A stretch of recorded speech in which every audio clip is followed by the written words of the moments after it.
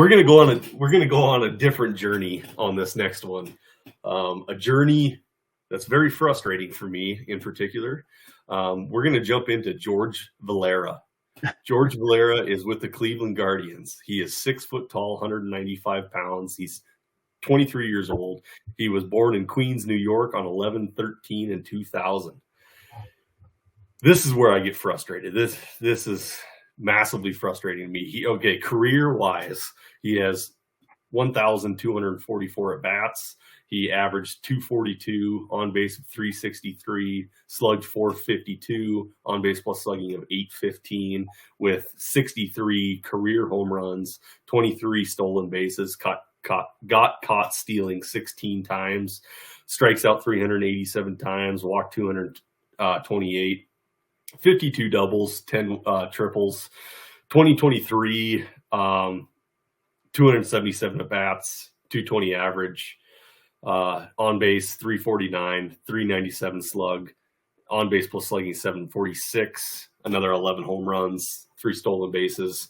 This is why I'm going to say that I'm massively frustrated here. Is I've owned Valera since the get-go, the very get-go, because everything was the best pure swing you'll ever see in your life. Like it was just beautiful. And he contacts the ball. The ball pops off his bat. You can hear it from miles away when it hits his bat. He's got all the potential in the world. He's an athletic freak. He can do this. He can do that. Well, you know what he can't do? He can't play baseball very well.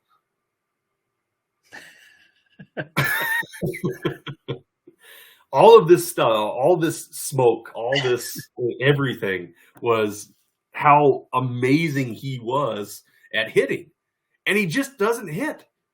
And this is the frustrating thing about real life scouts and projections based off of watching somebody play compared to what we do, which is all statistical based. All we care about is stats, right? This is the mold for why I can't stand when someone tells me he's got a beautiful swing, is a profile like this. And Valera's very, I'm only kidding when I say he's not very good at baseball. He's amazing at baseball. But from what scouts said compared to what we've seen in, 5 years? 2018 to 5 years. 5 years. It's completely, it's not even in the same realm. So, I want to emphasize something. We're here to be critical. That's what we do. We're like movie critics, but for baseball prospects. So we're not saying that we could do it any better. Sure as hell couldn't. Not even close, No, George Valera is very talented, clearly, but he's not the player that I think we expected him to be. And I would dare say that his stock right now is lower than it was when he was 17. And one of the things that I find endlessly interesting is how people put so much emphasis on prospect upside. I hear it all the time. All the time I hear from people, FYPD is all about upside, or I go with the upside no matter what. And it's, upside is fantastic. Don't get me wrong. But, and I've said this many times, what I do is I try to take the guessing out of the game. And if I'm guessing, then I'm probably going to be, I am playing a losing game. Because I know when I'm best is when I'm not guessing, when I'm actually making informed decisions. And that comes from a lot of statistical analysis across the board. George Valera at 17 was getting a lot of helium and was billed as the next Juan Soto, and he's not that. Is he a good ball player? Yeah, I think he's a pretty good ball player still. And I think even the stats are telling us that. Was 2023 a disappointment? Yes, it was, no doubt. We thought he was going to be in the major leagues this year. So we didn't get that. We were already a little bit disillusioned last year because the numbers were not the great Juan Soto numbers. But he's still the same player that he was last year. He's not hitting for very high average. He's getting on base at a pretty good clip, and he's got pretty decent power. So those traits remain. He started the year hurt, so he didn't get a chance to really showcase, I think, his full skill set this year. But still, the numbers are kind of disappointing. So I'm not going to get on. I'm not going to say like he's somebody that you go get necessarily. He could be a buy low candidate, but I think you need to temper your expectations pretty significantly as well. So you're not going to get Juan Soto out of him. It's just not going to happen. No. So, and I apologize for going off right there, but there was some deep roots there. I turned down some huge trade offers 3 years ago for Valera because the helium in him. He was on a rocket ship to the moon, and I turned down everything because I thought he was going to be the greatest thing since Juan Soto. 19 years old, he's going to be in the bigs. And you bought in. I bought in. Yeah, I bought in. And here are the risks. I mean, these are the risks with playing this game. If you're going to be going for just upside, you're just relying on some other person's word or evaluation or what they think is aesthetically pleasing, which can be misleading. People have biases. That's just the way it goes. So, and for a long time, I was a big proponent for taking guys that were two sport athletes. They played football in college. They played basketball in college. They played multiple things because I thought that was the way to find athletic guys, freaks of nature that can build on, like Tim Anderson's of the world. Tim Anderson played at Florida State football. Those were my kind of guys. I will tell you right now, I lost a lot of seasons because of that train of thought, because I was searching for upside. I was always trying to find that diamond in the rough that was a freak athlete that at any moment could turn it on. Luis Robert. Or it's Robert. I always said Robert, and apparently it's Louis Robert. Don't try to spruce it up here. So back to your point of this. It seems like you might have been right about Robert. So he's pretty good. Yeah. He's pretty good. Yeah. So is Tim Anderson. He used to be. I don't know. He used to be pretty decent.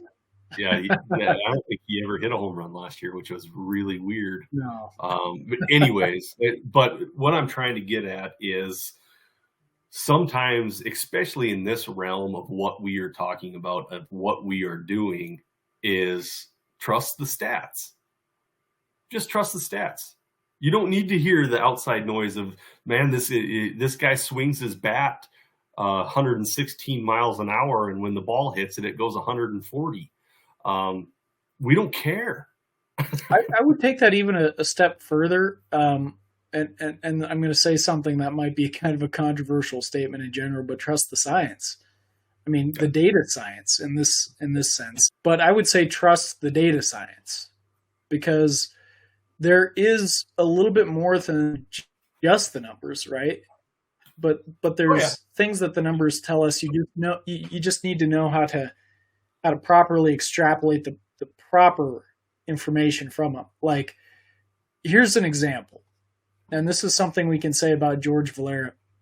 Perhaps he's a little unlucky. He's got low BABIPs, which would suggest that maybe he wasn't impacting the ball the same this year because of the injury, or it could have just been bad luck. But when you have a statistical model like we've built at STS, it does make adjustments, common sense adjustments. It's not going like full bore and saying like this is 100% luck or something like that, or anything to that nature, or this is 100% bad luck, I should say. But it's making adjustments based on that information, things that we know about the game. So the data science is really where I would focus, and it is, at the end of the day, it's focusing on the numbers, right? But it's not always just the surface stats. And sometimes we get that billing, like we all we do is look at surface stats. It's like, yeah, there's science to it, there's data science behind it. So anyway, trust the data science. So with your BABIP stuff, and I don't want to get too far off track, but I just want to throw this little poke in there on your BABIPs. When you have multiple years of bad BABIPs, sometimes luck is a skill. There's no doubt about it. I mean, one of these profound articles that I read was BABIP is a skill. That was the title of the article.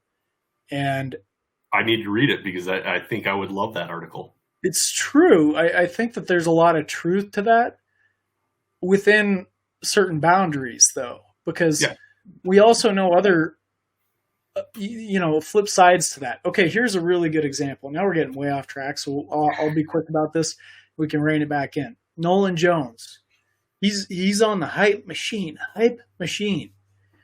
and people are jumping all over him. They're saying he's going to have a huge 2024. You might be one of them, and I don't want to rain on the parade, but he had a BABIP above 400 last year.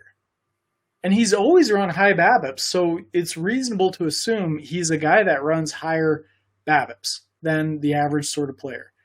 He strikes out a lot, and so he's got other things that limit his ability to hit as well as he did last year, and he did great as a pro.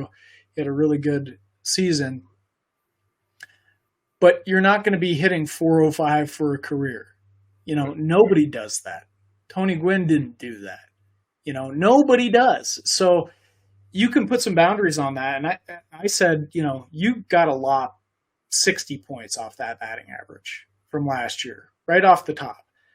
And then he's a 240 hitter. And does he look as attractive as a 240 hitter, 230, 240 hitter, than, as he does as a 300 hitter that's putting up these nice counting stats? No, probably not.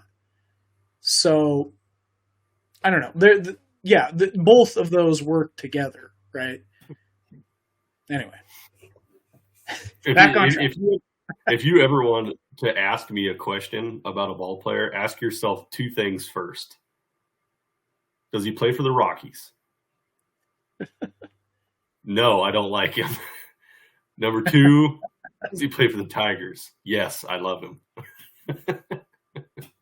All right, before we go on to our next guy, I'm on beer 3 now. Oh, nice. This is the cold standard. Stay chill and drink cold. It's an IPA. Hard to see because it's white.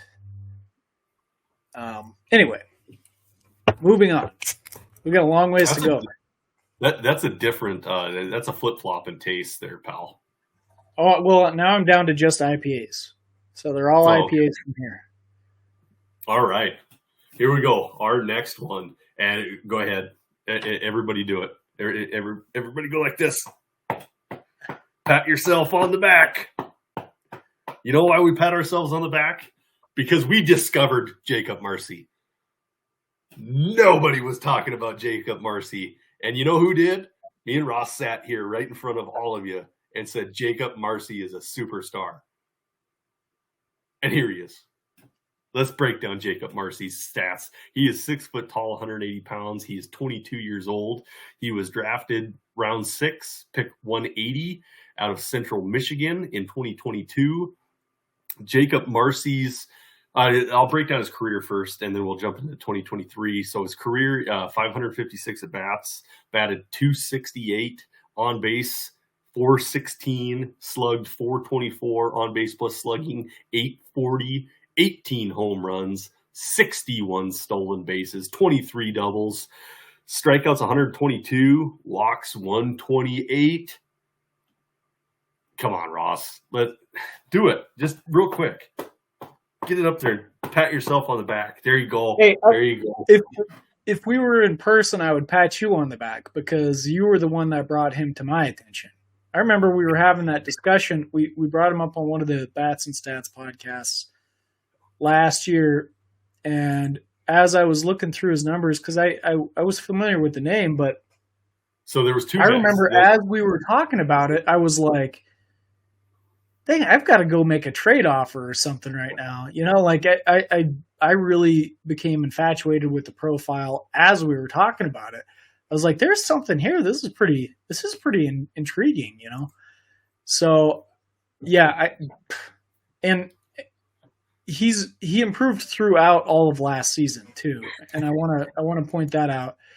So the stellar improvement in his plate discipline. Well, I mean, it wasn't even an improvement. He had that his entire career. Yep. But he had stellar plate discipline, hitting some home runs. It's not an over exorbitant enough, but it's power that will play in the major leagues, and stealing a ton of bases. He was promoted as a reward to Double-A. This was as a 22-year-old. Yeah, and I mean, just did better. He hit better there. Yeah. And then in the AFL this year, we didn't even talk about the AFL. This was well before that. He slugged .707, hit .391, continuing with the excellent plate discipline, power, speed, everything you want. I think he's a go-get-him. He's still just 22. What do you want to say? I mean, maybe a cup of coffee next season at 22, 23. He'll be on the precipice of 23 probably. So go get him. Go. No, he'll be 23 by the time that would roll around for sure. But I say go get him. Yeah, I would love to drop the F-bomb right here, but go effing get him. Man, Jacob Marcy. So there was two guys that I brought up on that podcast. There was a Marion Boyd and there was Jacob Marcy. And I asked, because I was infatuated with a Marion Boyd. But then as we started looking at both of them, we both it was like lights turned on. Jacob Marcy is a stud, is a freaking stud. Even his college stats were insane. Does he have a comp on STS? Let's check it out. He does. And this is not a great comp. I don't love this comp. Peter Borjos. You remember him? It rings a bell. Was he an Oriole? He was an Angel. I think he might have also played for the Orioles. He bounced around a little bit. He was a bit of a journeyman. I remember the name. Boujores or something like that. Yeah, it doesn't look like he played for the Orioles. He played for the Cardinals, the Phillies, the Rays, the Braves. He was a bit of a journeyman later on. Yeah. But he was an interesting prospect, and this is actually such an appropriate comp because he was a little bit about the same age as Marcy was. He was playing at around the same level. A little less power than Marcy had, but he stole a lot of bases. And then when he came up as a pro, it was kind of similar. Like he had decent power. What didn't carry through is his plate discipline. And I think that's the difference maker for Marcy, is that he's got that plate discipline to help carry through to the major leagues. Higher OBP numbers. I think we're looking at a successful pro that could put up some kind of similar counting stats as Borjos did in larger samples. So that's promising to me. That's 15, 20 potential there, 15, 25 potential maybe. 15, 30. So 15, 30 possibly. With what the stolen bases are doing right now in the MLB, I see 30 bases, no problem. So FPS projects him for 15 and 23. That's pretty good. It's awesome. I'm intrigued here. I like it. I say he's a go get him. And I don't know him from Adam, right? But I think he's going to be a fan favorite. I think everybody's going to fall in love with Jacob Marcy. Yeah. Okay. So I can see that. Just one of those things. I do have him ranked in my personal. I have him ranked in my personal top 100 as number 91, I think. Yeah, I think he might have cracked 80 on mine, I believe. Yeah. I'm a big fan of Jacob Marcy, so go get him. Go get him. That shouldn't cost you much at all, and the rate on return on that is insane. All right. we're jumping into our next one. We're and we all have about ROI, baby. We're all about ROI. Let's go get it. Right up. Yeah, that's right. All right, here we go. We got our next one, and our next one is going to be Christopher Familia. Christopher Familia was born 6/10/2000 in the Dominican Republic. I think there's got to be some interesting stories, a few interesting stories here. He is 23 years old, spent 2 years in the DSL, got promoted in 2022, came stateside. That could have been, a certificate issue. 2023, he got promoted to A and then high A, but his overall stats this year were 269 at bat, or 261 at bats, 307 average, on base 378, slug 617, on base plus slugging 995 with 22 home runs and 0 stolen bases. So no speed to speak of.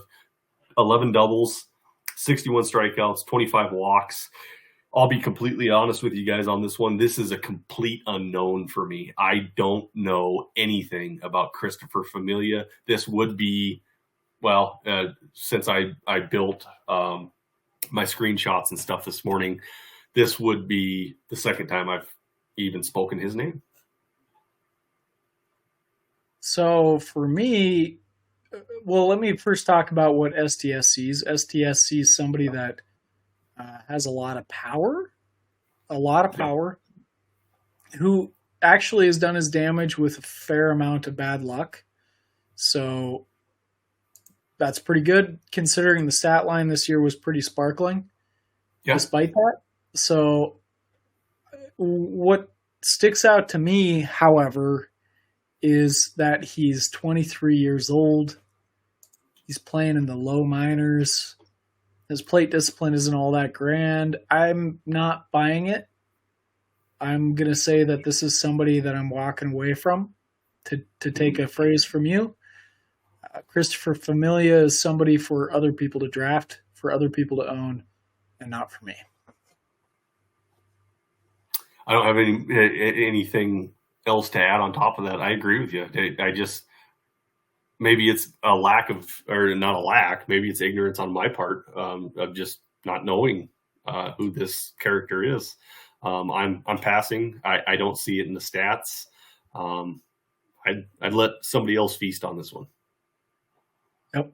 So walking away, but I will say maybe next year goes a long ways into showing us what he's capable of doing. For sure. All right. Our next homeboy here is going to be Mr. Andy Pages. Me and Ross have talked about Andy Pages for quite some time. We're pretty big fans. We were down on him last year, but he had a pretty sparkling good year this year. The power's always been there. Andy Pages, 6'1", 212 pounds. He's 23 years old. He's born in Cuba, December 8th. Let's see. I'd like to speak on what we saw last year in 2022, because we were both down pretty hard here. He had 487 at bats, 236 average, 336 on base, 468 slug, 26 home runs. We weren't blown away because we were expecting so much coming off of 2021, where he had 31 home runs and the 265 average. But he did bounce back this year, other than one little category. And that's probably because of an injury. But he had 112 at bats this year, 277 average, 425 on base, slugged 482, on base plus slugging of 907. He only had 3 home runs this year, but it was only 112 at bats. Strikeouts 34, walks 26. He built something to really take on there, because he was striking out a little bit too much years prior, and I think he kind of figured something out there. He did have 7 stolen bases. Everything that I've said there, Ross, do you kind of concur with? We were fans. Injury plagued season, so it's hard to pull too much more. But he did show dramatic improvement with his plate discipline So that's promising. I don't know what to make of it because it's too small of a sample for this year, but he's on the precipice of the major leagues. I don't know how he cracks the Dodgers lineup or if he fits in there. The power is legit. Yeah. I just don't think the bat is that strong. That's the flip side of it. I think the hit tool is pretty weak. Like if I were to give Scout grades, which you don't, but let's go ahead and say I pretend like I do, I'd say it's maybe a 40 bat at most, 35, 40 bat. And we're looking at 65-ish power, which a couple of years ago, I thought he had some of the best power in the minor leagues, and he still does have very good power. STS gives him a comp that I find very interesting to Carlos Pena. So that's an impact major leaguer, and it's somebody that has legit power, but again, the hit tool is not great. So, yeah. I think in 2021, and I don't want to speak for you, but I think we had Pages way up there. Like we were thinking he was going to be on a rocket ship.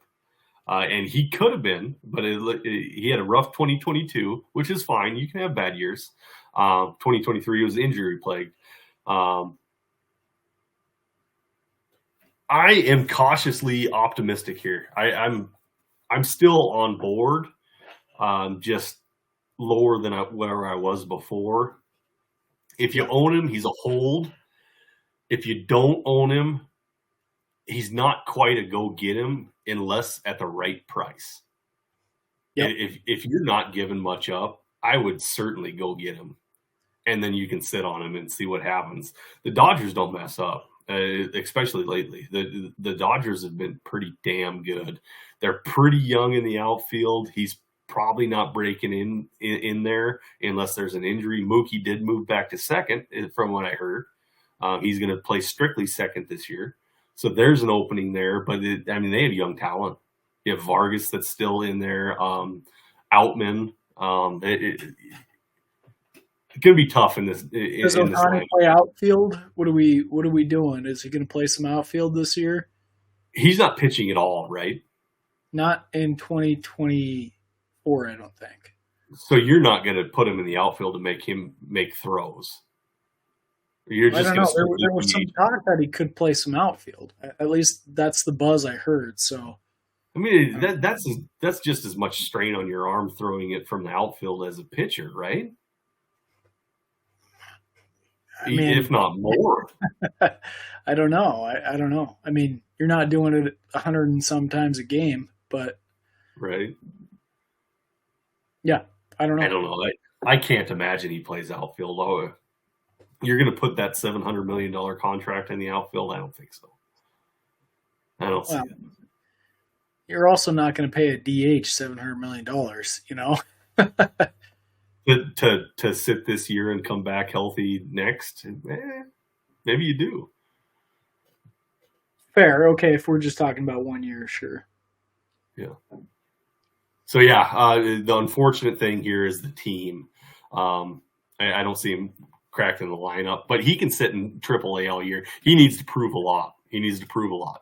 So, I do. I want to say this is a go get him for the right price. I'm ranked number 74 personally, so I do have him ranked somewhat aggressively. I say, yeah, I'm with you at the right price. So if somebody has him like out of the top 100, that's the guy you want to buy from. If they're like he's a top 50 prospect, nah. I think most places you look at, they probably don't have him in the top 100. So he would be beautiful as a throw-in, where you just don't think your trade's quite good enough. Well, give me Pages. That would be beautiful. Yeah. Yep. Okay, cool. So we want him. We just don't want to pay for him. We want him. I'm not giving up a lot for him because I don't think he's a player that's going to be a impact difference maker for your team. I think he's a major league bat, though. And Yeah, that I do means too. there's value there. So if there's value there, you want to roster him until you can maximize that value and then move. Right? That's generally how I would approach it. So that's how I would treat Pages because I feel pretty confident in that stance that he's going to make a difference. He's not somebody that I think I want to be a staple on my team, though. So, Okay. I like it. Andy Pages. Andy Pages. All right. Art. Cool. All right. So our next one's going to be Luis Baez. Luis Baez is with the Single A affiliate with the Houston Astros. He's 6'1", 205 pounds. He is 19 years old, born January 11th, 2004 in the Dominican Republic. Let's see. His stats look as goes. 2023 saw him in the rookie affiliate and then Single A affiliate. Overall, 214 at bats, 248 average, on base 357, slugged 481, on base plus slugging 838, 62 strikeouts, 33 walks, 1 stolen base, 11 home runs. He's a decent individual. I just don't know much about him. How much have you been targeting him, Ross? I think he's a guy that we could see move up pretty aggressively in rankings in the coming years, but I don't know if I'm seeing him as a potential, future top 20 guy necessarily or anything like that. What STS is seeing is a lot of power potential, projecting him for at peak 33 home runs. That's pretty good. But I think there's work to be done on the bat side, on the hit side, and on the plate discipline side. So last year in the DSL, he put up some very nice numbers, hit 305. This year, he hit just 248. Granted, he did make his way all the way up to Single A. Struck out 62 times, which is an alarming amount of strikeouts in the number of plate appearances he got, but it's maybe a tad high. A tad high? I don't know. I'm watching him with a lot of intrigue coming into 2024, so definitely on my watch list, and somebody that I'll go after and get in deep leagues, trying to get him on the cheap for sure. Yeah, certainly. This is the kind of guy that I'm going to miss out in almost every league because I just want to see more, and I'm gonna miss the train, and that's okay. But I do see potential here. I don't see everything that I want in taking throwing my fishing pole out there and grabbing a guy. It's just not there yet. You're right. He should be somebody that you need to target because it's not going to cost you anything. Once again, I didn't even know the guy's name until we sat down here. But yeah, target him, see what you can get him for. Right now he's in the back end of my top 100, so I do have him ranked. That's notable. That's big time. Yeah. All right, moving on. We're jumping into Kelvin Alcantara. Kevin Alcantara is with the Chicago Cubs. He's 21 years old. He's 6'6", 188 pounds. This year, let's see. Overall, let's go overall. He has 1,099 at bats in the minors. His average sits at 282, on base 354, slug 458, and on base plus slugging 812.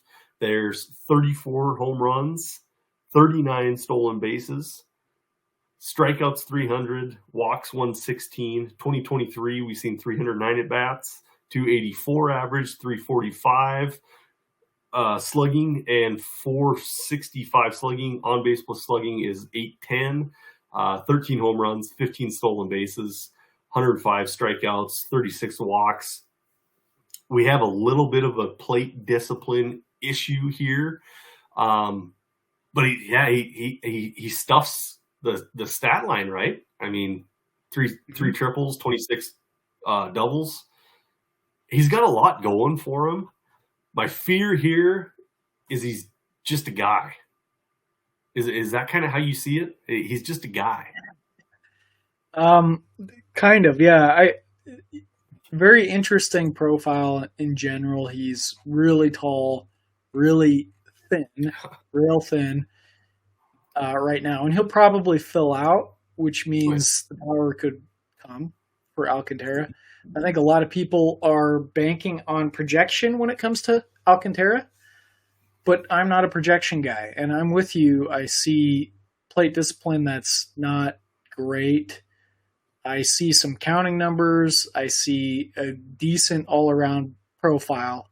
Right now, I would say he looks like he could be a guy that would be like a 2020 sort, presuming that the speed stays and the power doesn't like blow up or something. But I think there's just so much projection that's baked into how people view him, typically speaking. Now, clearly STS is seeing something in the numbers too. If they have him this high, he's number 17 in our rankings. That's pretty decent. I just don't love the profile, and I don't see the growth that other people are banking on quite as much. And that's probably because I'm such a stat-based person. But we do have somebody that was 20, probably 21 by the time he reached AA. I mean, that's pretty decent. I don't love the profile myself. But it's still a good profile. That's it's a solid profile. That's the thing that's the thing that's got me staying here. I have a comp here that I don't know if you're going to love, but I love it. Man, he reads Max Kepler to me. Everybody was so excited for Max Kepler, and I think his stats would probably mirror here. And it just has never really blossomed. It's never really popped. He's just kind of a guy. Well, I mean, I don't know. I feel like, okay, I can see that comp a little bit, but Max Kepler before he came up was pretty good in the minor leagues. Well, so is Alcantara. I mean, it's pretty good. Something pretty similar. I don't know. I mean, yeah, okay. I can see it. I can see that, I guess. He hasn't had the big breakout that I think everybody was hoping for. And I guess that's my fear with Alcantara, is that there's so much projection into this breakout season that may never come. And maybe this is that's what I was saying. That's what I was saying. Yeah, it's like it's a fine profile, just like Max Kepler. Do we think he's going to blow up, or do we hope he's going to blow up? Yeah. Is it ever going to happen? I don't know. Would you tell me about that? Didn't you go to a Minnesota Twins game and you were saying all the girls were just staring at Max Kepler? Oh, yeah. The girls all love Max Kepler. That's awesome. I like Max Kepler, too. Yeah. Maybe for different reasons, but... Yeah. I like him as a baseball player, but yeah, all the girls were staring at I find that very humorous, that girls were just like in awe of the German. He's German, isn't he? Yeah, I think so. I mean, you look at a guy like, you know how athletes, they're professional baseball athletes, they're just so much bigger than in person than anybody else. But he was clearly built. You know, he's clearly a built human being. Yeah, that's awesome. Sorry, getting off on the rails there. All right. Are we at 15? 16. 16, okay. One more and then I can start slurring my words. All right. Yeah. One of my favorites. This is somebody that I talk about quite a bit, and I think the world of him. He's very, very high in my personal rankings. But at number 16, we are at Pete Crow Armstrong with the Chicago Cubs. He is 21 years old. He's 5'11", 184 pounds. He was drafted by the New York Mets in round 1, pick 19, out of Harvard Westlake, Los Angeles, California High School. As I stated, we've talked about Pete Crow Armstrong in the past, so I'm going to jump straight into his 2023 stats. 2023 saw Pete Crow PCA. It's got to happen. Everybody has already started calling him that, anyways. He doesn't have a name; he just has an abbreviation. PCA, seen AA stats and AAA stats. He had 438 at bats. Averaged 283, on base 365, slugged 511, on base plus slugging 876, 129 strikeouts, 46 walks, 20 bombs, 37 stolen bases, 26 doubles, and 7 triples. I know what I want to say, and I'm not even going to let you talk before I say go get him. Okay, all right. All right, so let me be the wet towel then. So Why? PCA, Why? well, I'm getting there. I'm getting there. Let me start with the good. I have him ranked my 13th overall prospect, so it's not like I'm down on PCA. I'm high on PCA. That sounds like a drug, by the way. I'm not high on any drugs. I do have some beer in me. He's a drug for me. I can't get enough. You can't get enough. I love it. As you can tell, we're getting closing in on 2 hours on this sucker. So, cheers. Anyway, PCA is a great drug. I have him ranked number 13th overall, so I'm very high on him. But STS is quite a bit lower on him. As you can see, he's coming in at 16 overall. So I don't think that that's so much about PCA as it is about other players and adjustments that the model is making that favor them a little bit more. But even if you look at the projections, especially unregressed, they look pretty good for PCA all around. So I think some other players are benefiting from adjustments that put them higher than PCA, if I'm being frank. I just think it's signaling something to be cautious about, because if you have to pay top 10 prospect prices for him, that's where I would hesitate. That's where I'm pumping the brakes a little bit. But all that said, I think he is on the precipice of being a top 10 quality prospect. Was 21 years old, qualified as a 21-year-old last year, is still 21 years old, made the major leagues. Didn't have a glorious debut, but he didn't even get 20 plate appearances to show off what he can do. And throughout the season, he was hit for power, steals bases. He had 37 stolen bases, 20 home runs. Even STS has to acknowledge the power speed potential there. Let me just read his overall projected line, because I think it's pretty good. He projects for a slash of 250 batting average, 314 OBP, and a 409 slugging percentage with 18 home runs and 24 stolen bases. His counting numbers are pretty good. I think you want that on your team, especially by STS standards. So I think this is a really good, solid, all-around player. I just don't want to pay top 10 prices for him. Top 25? Yes. I think he just don't debuts this year. Well, he debuted last year. I think he starts this year. He should start. He should start in the major leagues with the Cubs. Interestingly enough, we had Cubs back-to-back. We started this podcast with Orioles back-to-back. Yeah. But I think you'd agree with me that we both think that PCA is at least a tier, if not two, above Alcantara. So. Oh yeah. And I think to be honest with you, I think he's a tier above maybe 7 of the next guys we're going to be talking about. But that's my personal rankings. That's not STS. Yep. Well, and his major league sample wasn't great, so I mean that's factored in there too. That might have dropped him a little bit. Hey, that only helps you go get him. Possibly, yeah. And it works the other way too. Sometimes we see guys that come up and have fantastic debuts, you got a whole history of minor league stats in most cases.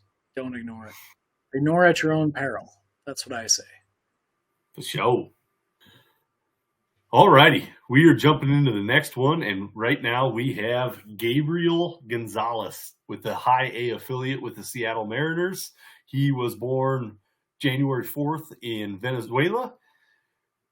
Gabriel Gonzalez, overall, his stats, he has 917 at-bats in the minors. He has a 302 average, 377 on base, slug 483, on base plus slugging 860, 32 home runs, 28 stolen bases. That was his career. 2023 really saw him break out, to be honest with you. In my opinion, I think we really saw a breakout here.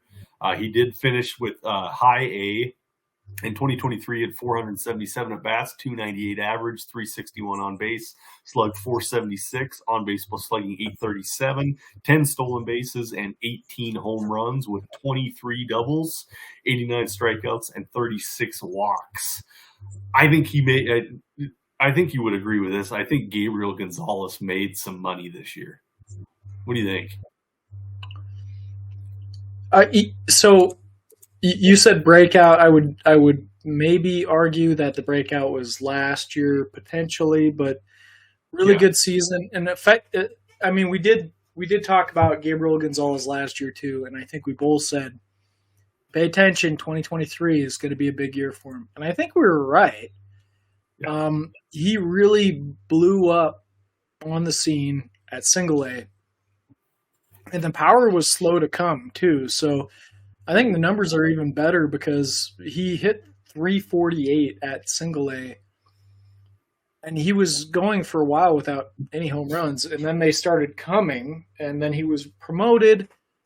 And at High A, even though his numbers were lagging at High A, he was hitting with a lot of power. Mm-hmm. Granted, this is the Mariners and their affiliate at that level, the Everett Aqua Sox, they have a really shallow porch there, so that happens a lot, but really impressive power outage there. And I'm still like way on board. I think Gabriel Gonzalez is a really solid all-around bat. He has a reputation apparently as a non-athlete, which I don't get. I don't see in the numbers. I think he's a professional hitter. So I say invest with confidence. He made my core four, or what later became the Fab Five. So I think he's a serious target. Go get Gabriel Gonzalez. Do you own him in our league? I do not.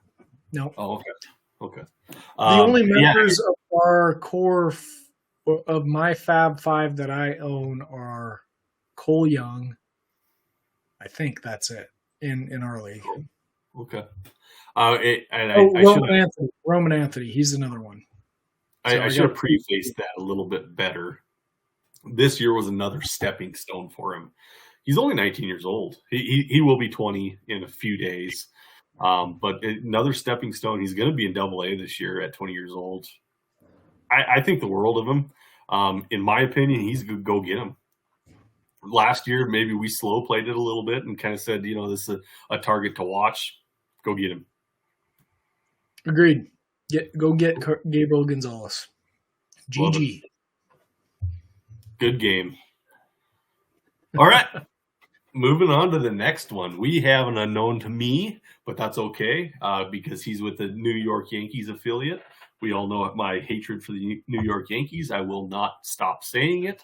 His name is John Cruz, and he's with the rookie affiliate with the New York Yankees. He is 6'3", 171 pounds. He's only 18 years old. Won't be 19 till at least the middle of the season. Born 8/29 of 2005. So he's got two different rookie levels that he's played in. He played in a rookie level last year, and he played in a rookie level this year in the Florida Gulf Coast League. That would be stateside, so we're happy to see that. So this year he had 177 at-bats, 294 average, 376 on base, slugged 531 with an on base of plus slugging of 907. 44 strikeouts, 22 walks, 10 home runs, 9 stolen bases, 6 doubles, 3 triples. I don't know anything about John Cruz, Ross. Well, time to inform yourself, Brian, about John Cruz, because I think he was a big short season breakout this year and put up some really fabulous numbers that you went through. There's interesting power potential here.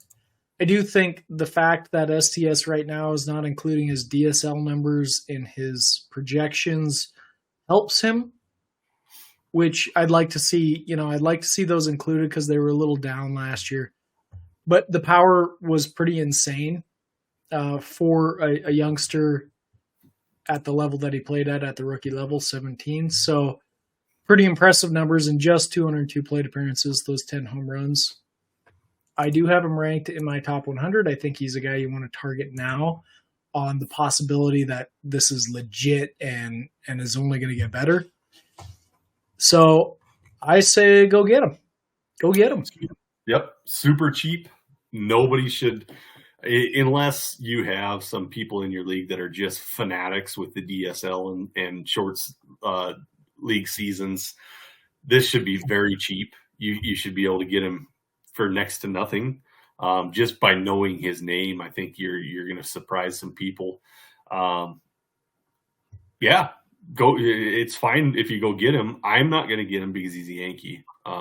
There's only 2 teams in the major league that I will not take prospects on: the Yankees and the Rockies. So yeah, one thing that you need to know about me is you guys can go buy here if you want, but New York Yankees and Colorado Rockies prospects I will not own. That's just a personal bias. Go buy them if you want. I say get them now before it's too late, or get them now. Here's a better way to say it. Get them now to see what becomes. But don't pay prices for expectations that he's going to be something that he might not be either.